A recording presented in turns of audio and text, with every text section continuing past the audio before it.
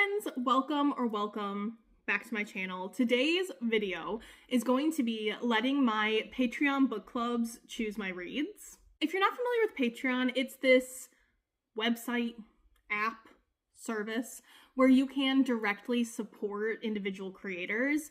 It all depends on how they have their system set up. Usually there's a range of tiers at different payment levels. I've dabbled in various Patreons throughout the years, depending on different financial spaces that I'm in, to be honest. Currently, the two that I am in the most are Gavin from Gavin Reads It All and Meg from Meg with Books. I'm in both of their highest tiers, and coming with that is a book club for each. I'll link both their channels down below if you have any interest in supporting them or looking up more about them, but I haven't often participated in the book clubs simply because I have a lot of book clubs going on in my life, but this month in particular, the two choices appealed to me, so I thought it would be fun to just spend a little time reading together and telling you about how much I love these creators. I'm actually wearing my less yapping, more reading merch from Meg's Patreon. She made us exclusive Patreon merch, and this is actually a saying that I came up with while we were doing reading sprints one day. I was like, can we just yap and like more yapping, less reading? And everyone loved it, so she made merch of it, and I teared up, but that's okay. I was so excited to get mine. This is so her vibe. I also don't have any shirts that are this color, so it's working for me. We'll start with Meg then, since I've already rambled about her for a moment. I love Meg so much. I'll go more into why I love the creators when I get to reading their books. But for her book club pick for January, we are reading A Darker Shade of Magic by V.E. Schwab. I have read this quite a few years back, and I ended up getting rid of my copy, but I really enjoyed the story. I just knew I didn't want to necessarily collect the series. And so that was like 2018, a couple years ago, like I said, and I have not picked up the sequels, but every time I go to refresh my sequels spreadsheet, something about them keeps calling to me. So when Meg said that they were choosing this for the January pick, I was like, you know, that's a good excuse to reread it now and really decide if I want to continue with it, and then hopefully I'll continue with it before 5 years from now, and I'll have a fresher memory of the first book. Then interestingly, on like another realm of releases, Gavin's pick for January is actually a new release, and that is The Teller of Small Fortunes by Julie Leong. Both of these books were chosen by vote. Just so you know, they didn't just like choose this. They usually give us like 4 options and the group votes as a whole. But this is a new release that follows our main character Tao, who's an immigrant fortune teller, and she travels telling more day-to-day fortunes, like will it hail tomorrow, who is going to give birth first out of the calves in the herd. But then something's going to happen that is going to lead to her traveling in search of a missing child. I'm quite interested in this one because it specifically says it's a wonderful debut fantasy, perfect for readers of Travis Baldree and Sangu Mandana. I do not know who Sangu Mandana is, but I did not like Legends and Lattes.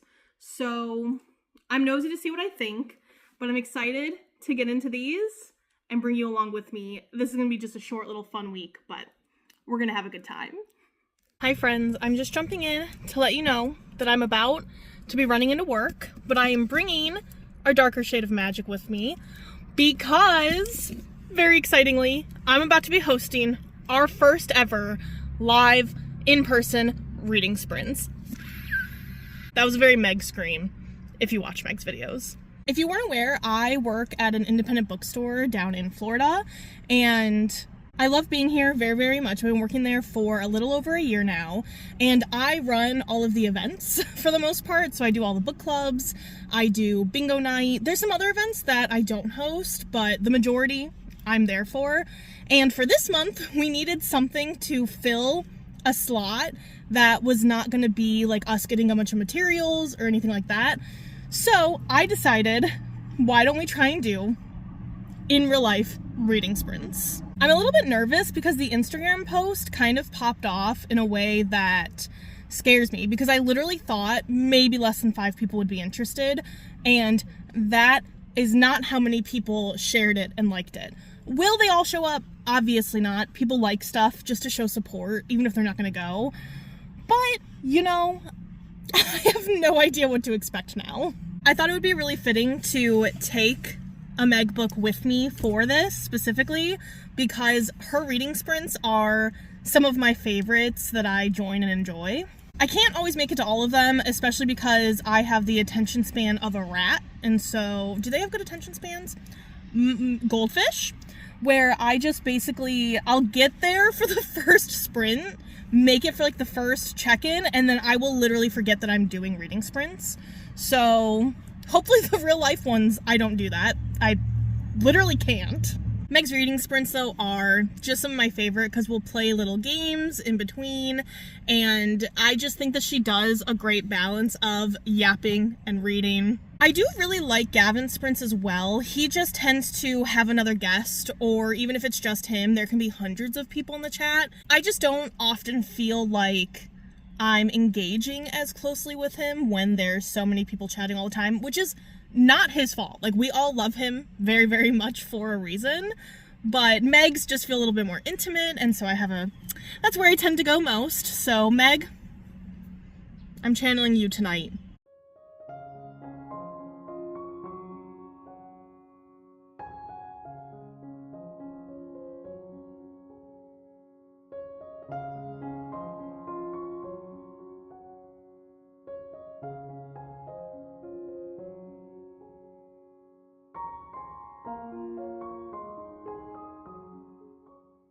Hi besties! Reading sprints went so incredibly well. Like, I cannot even begin to articulate how much fun we had, and there were about 20 people. I got the smallest bit of B-roll because I didn't want to be creepy and film everybody. That's like invasive in my opinion, but I just wanted to give you like an idea of how many people came. I did end up reading about an hour and 20 minutes with everybody, so I got a good 100 pages into A Darker Shade of Magic. I'm happy I reread this because I do remember a lot. I will say there is a lot I remember, but a lot of the little details I definitely missed, so I wasn't sure if I was going to ever continue the series, but there was always a part of me that wanted to, so I'm happy I'm having an excuse to reread so that for Squash That Series or something, I can actually continue them all. And then I have the excuse of reading them all with Meg and friends, and that's perfect. This story follows 4 Londons, 3 that are basically functional: Grey London, Red London, White London, and Black London, each of which has their own levels of magic. Some are much, much less, some are much, much more. And there are travelers on Tari that basically can travel between the realms because they've closed themselves off after there was a darkness disease that swept the worlds. So we follow Kel, who is one of those Antari, and he is from Red London. He is an adopted member of the royal family, and his responsibility is to travel and be a messenger to these different worlds, but he's also fascinated by collecting trinkets of the worlds and bringing them back, but he's not supposed to do that. So there's like that bit of tension between him and his royal brother, who knows that is what he's doing and he shouldn't be. And then there's also another character called Lila Bard that you follow. She is a young woman who wants to become a pirate, and she has a knack for robbing and thieving. I don't remember much about Lila, except I did like her, and I've been in my pirate era, so I think I'm gonna like her even more now that I'm like, you're right, girl, pirates are cool. So I'm enjoying it. I'm going to keep making my way through. I am using a bookmark from Jade's Patreon, Jade at JD Ray Reads. This really gives Jade energy, and so I thought it would be fun to include in here as well.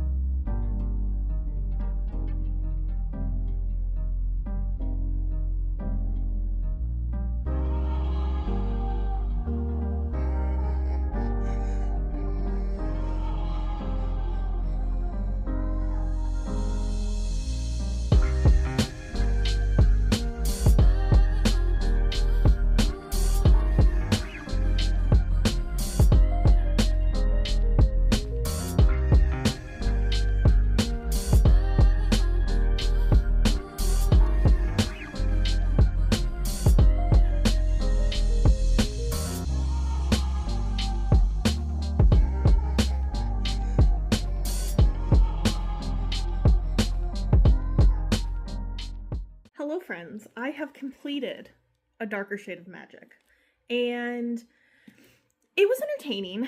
I think that V.E. Schwab has this really unique writing style where it's just really memorable, and so I was, even reading this, I had, before starting it, been surprised, thinking I remembered a lot, and then rereading it, I was like, oh yeah, I really do remember a lot. And so I still had a good time, but I do think I was a little more bored just because there wasn't much surprising me in the reread.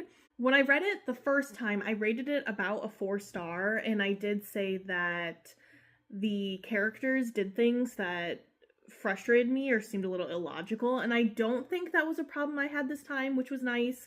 I just kind of enjoyed being with the characters again, and I didn't feel like I was getting frustrated by them as much as I must have the first time. The writing itself, though, in this book is so interesting because it really kind of teeters young adult, in my opinion, where it's just pretty simplistic. I think that the magic system, and at least what were revealed in the first book in terms of the world building, is just pretty easy to understand. So I think this is a good beginner fantasy if anybody's wanting to like dip their toes in it. It's just overall very beginner friendly. I think I'm going to give it another solid 4-star. I'm happy I revisited it again, even if I don't necessarily think I maybe needed to as much as I think I did, or I thought I did.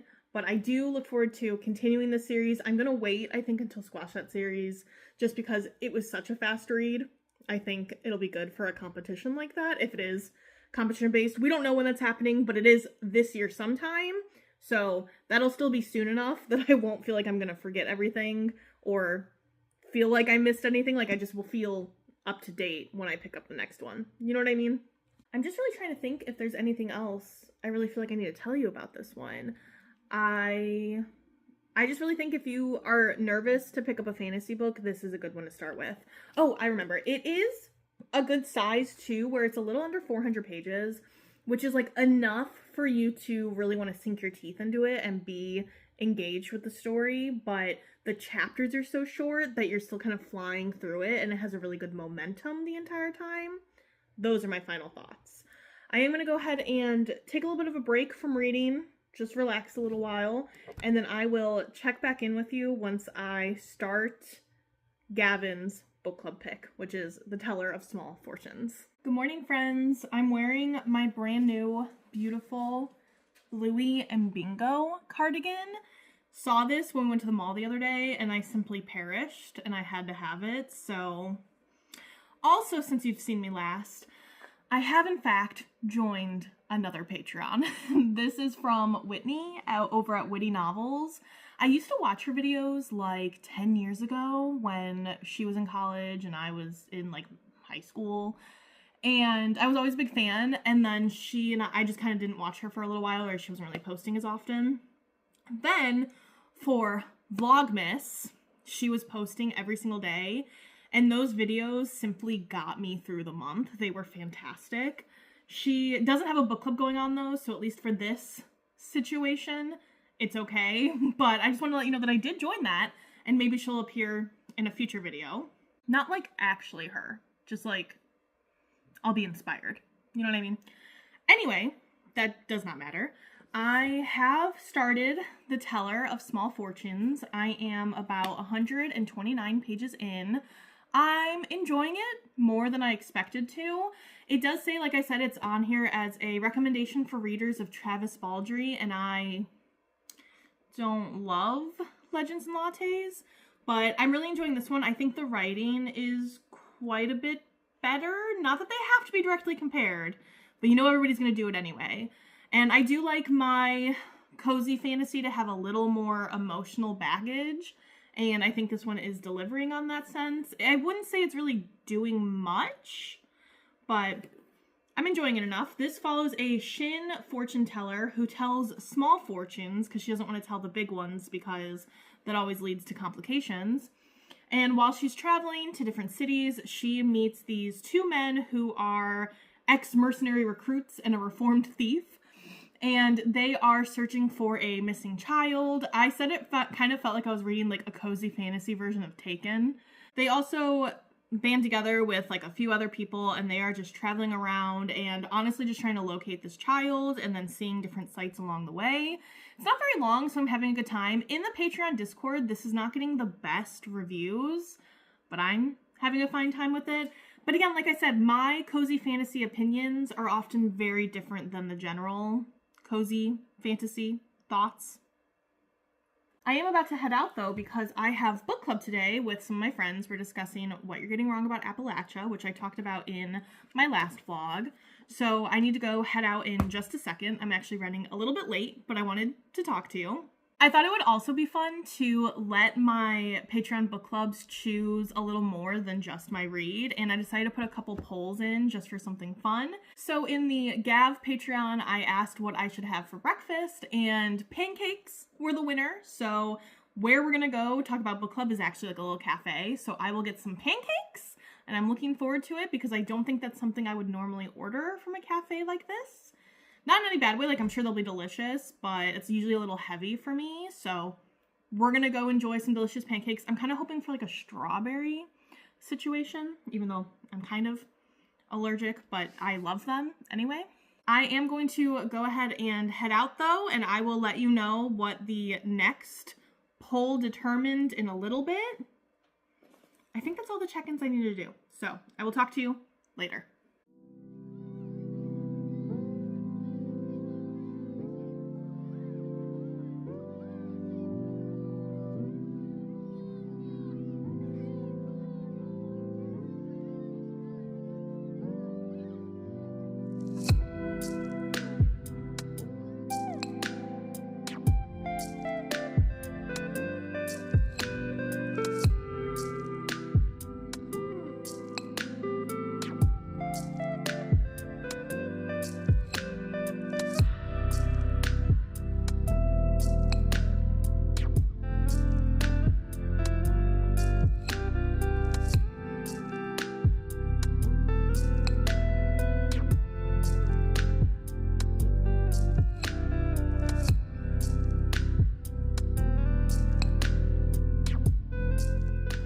So the next poll I did, we finished breakfast. I did another poll to see where I should get my coffee for the day, and everyone chose the independent bookstore, and that is where I worked out. It was right next to the cafe we got breakfast at. So I got myself a s'mores latte. I actually got to make it myself, which is good because I could make it how I wanted. So I'm gonna go home and I'm gonna show you what I bought at the bookstore, and then we're gonna read some more.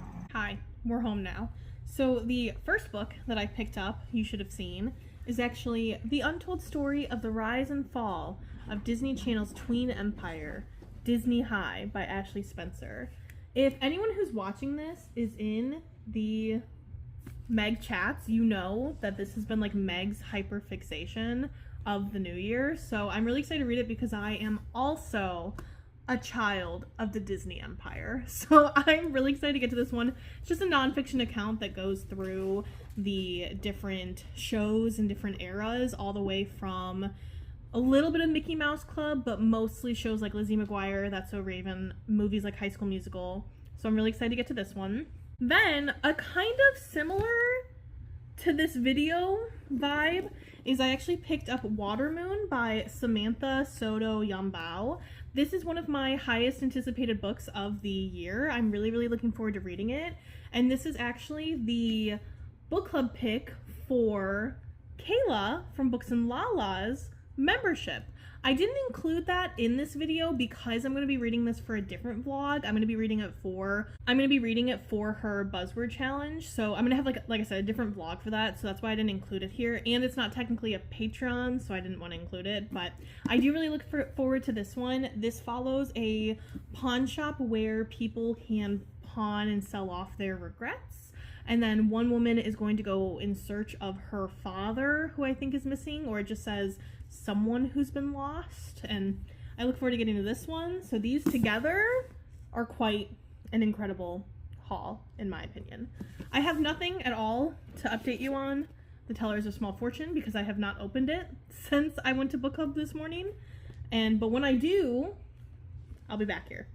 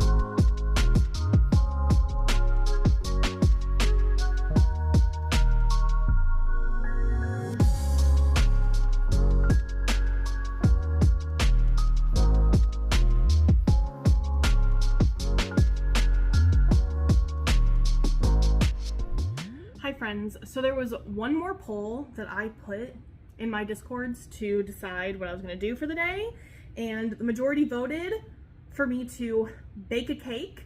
The other options were like build a Lego, watch a movie, play a video game, but everybody wants me to bake a cake, so I am not a baker, and I will be using a boxed cake mix, but I am going to do an interesting flavor combo, which I think could be fun. So I'm going to do this perfectly moist orange supreme flavored cake from Duncan Hines. It's just this like box, like I said. I'm just going to add like eggs and oil. But either way, it's an orange cake mix, and then I'm going to add this Dolly Parton creamy chocolate as a frosting on top. I think it'll be an interesting combo. I was inspired. I actually bought these for Christmas. I hope they're both still good. Yeah, November and probably longer than a month. So I was inspired by the chocolate oranges that you get for Christmas, and I was like, well, what if I make a cake flavored like that? I feel like it'd be pretty good. So I'm gonna work on making that while I tell you about finishing The Teller of Small Fortunes by Julie Leong. Let me start my first few steps, and then I will come in and talk about the end of this one. Oh, I'm also so excited because this recipe required a hand mixer, and I just happened to get one the other day. Nick bought it for me while we were at Aldi's. It was just like really cheap and over there, and it's like this little hand mixer, and now I get to use it. And I didn't think this recipe would need a beater, and now I have one.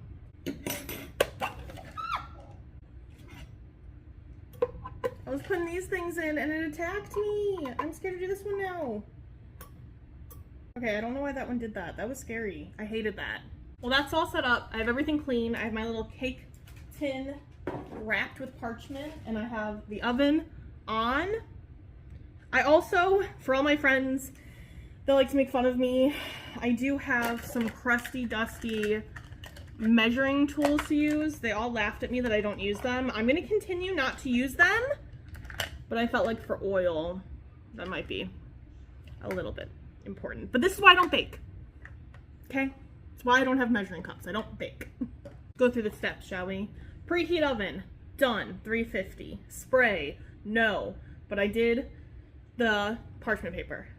Step 2, mix. Cake mix, water, eggs, and oil in large bowl, medium speed. Let's do it. I actually lied. I said medium speed. It definitely says low speed, but I'm gonna hand mix it anyway. I'm not gonna use the whisk ones on the machine thing and then also use the beating ones. I'm just gonna hand mix and then beat. Whisk, check. Cake mix, check. Inability to rip it open, check. Scissors, check. Vibes, checked. Smells like nothing. Yet. I also hope you know, because I can never just do anything the right way, I have half cup measurements, and I've decided to eyeball half a cup in the full cup option instead. I'm getting whiffs of orange. Want to see me crack an egg in a fancy way? No? Good, because I don't know how to. Remember to clean up as you go, or else you'll hate yourself later. Everything is ready for mix, and so I will now tell you about The Teller of Small Fortunes. I am quite surprised by how much I enjoyed this book. Again, I'm not a cozy fantasy person. I just feel like I like there to be a bit deeper things going on. And I don't mean that in any kind of shady way. I don't know. I think reading as an escape is just unique to every person, what kind of escape they want. And for me, if there's not enough to keep me engaged plot-wise, or sometimes just, you know, certain messages, if I just don't agree, not necessarily agree, if I don't feel connected to the messages that it's going for, I'll start thinking about my own problems too much, and I'll start, you know, not really getting to escape as much as I'd like to. Like, I want my characters to have pretty serious problems so that I can forget about my minor inconveniences. Sorry to my favorite characters for doing that to you. Overall, I thought the writing was really good.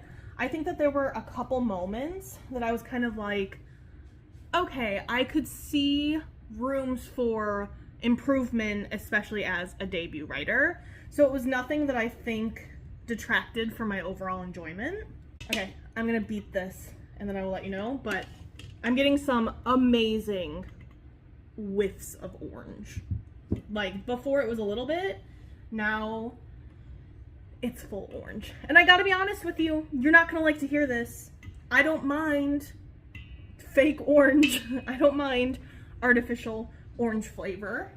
Is natural orange obviously better? Yes. Am I a product of American capitalism and consumerism, and that has affected my life in many ways? Yes. So I like artificial orange. Oh, this is gonna be scary. So now I need to beat it for 2 minutes. It says at medium.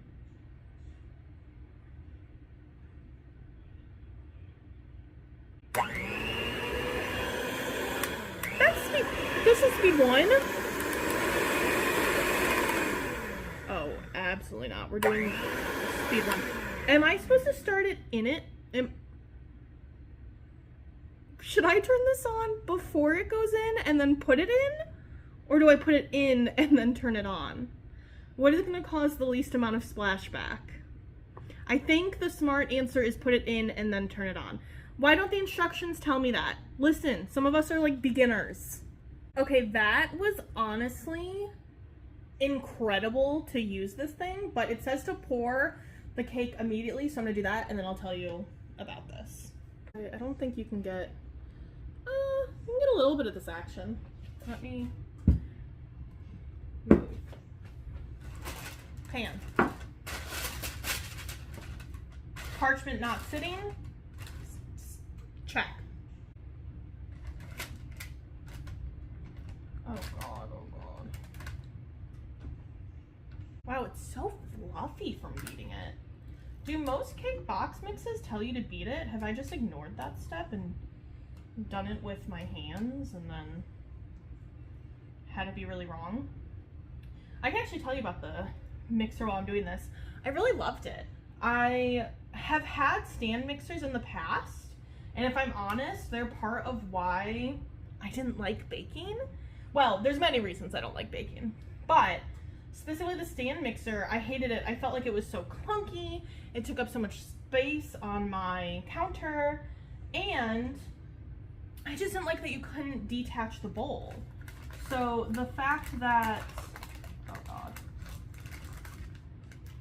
The fact that the hand mixer is just light and like on its own was awesome. Oh.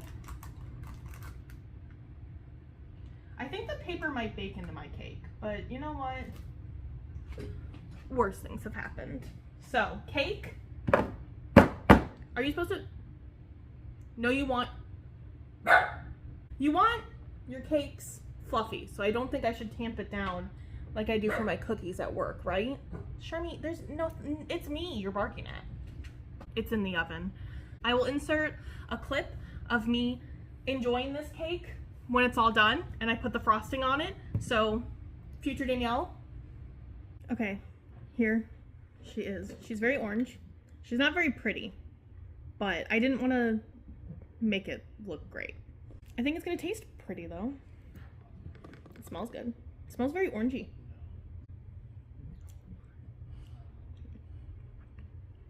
Mmm.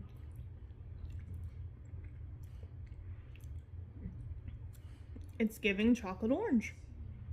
Thank you very much, future Danielle. So, Teller of Small Fortunes, I enjoyed it overall. I was clearly connected enough to the characters that I cried pretty hard at a couple parts. I almost honestly, if I let myself like just free tear fall, I would have been like ugly crying, but I was really trying to keep it together because I had a deadline to hit, which was today.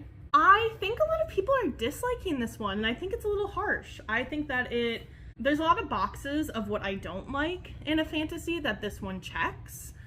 Traveling, cozy, overuse of magical cat, there's just a couple things, but I don't know, the way it was done was entertaining. I had read that the author wrote this book during COVID when her father's cancer was reappearing, or I don't know if it was a remission or if it was just his first diagnosis, but she did say that it was just during a time of a lot of difficulty, and she wanted to write about this fantasy story because she was just literally devouring every cozy fantasy book she could just to feel that comfort, and then ran out of them, and so wanted to write her own, and I think she accomplished that. I will keep an eye out for any of her future books. I thought this was really fun. I think that if you already do like cozy fantasy, you might not like this. I don't know.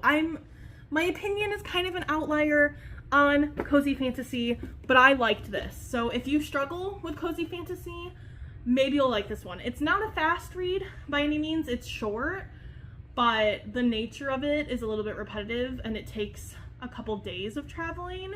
So it's not necessarily something you'll read in one sitting, in my opinion. With that though, I'm gonna go ahead and close out this vlog. I'm really excited to discuss this with the Gav Patreon and Gavin. I just think he's so funny. Part of what's always drawn me to his channel is just that he has such unique ideas that make me laugh. And he's not afraid to look a little dumb on the internet, which is something that I strive to do as well. I hope I've given you an idea of why I love these creators and the creators that I support so much. It's kind of a weird balance because we live in a society that is just full of, you know, frankly, parasocial relationships, and we find connection with people that aren't necessarily in our direct circles, but they, you know, they put something into the world, they put art into the world that touches us all in different ways. And I love that Patreon and, you know, different membership options. I don't know, I love even the ones where like you can buy a coffee for them for a few bucks. I think there's just something really nice about being able to give back to the creators that have helped me in so many ways, even just, you know, I'm feeling really depressed and it's such a low day that I'm having, you know, really dark thoughts.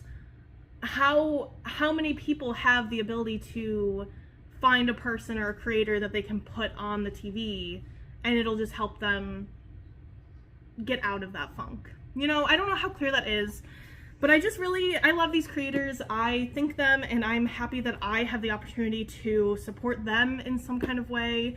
There's usually different tier amounts, so if you ever want to help a creator, just don't be afraid to look. And then if you can't, there's other ways to help. It doesn't have to be financial. For me, myself, I am just happy that I've had the opportunity to do so. So thanks for watching. Please don't forget to like this video and subscribe to see more from me. And I hope future Danielle is reading another great book and eating fantastic cake. So I'll see you in my next video on, I think, Friday. Bye. I didn't put a timer on for the cake. Nobody told me that I forgot to set a timer. So even filming this right now, I still haven't done so.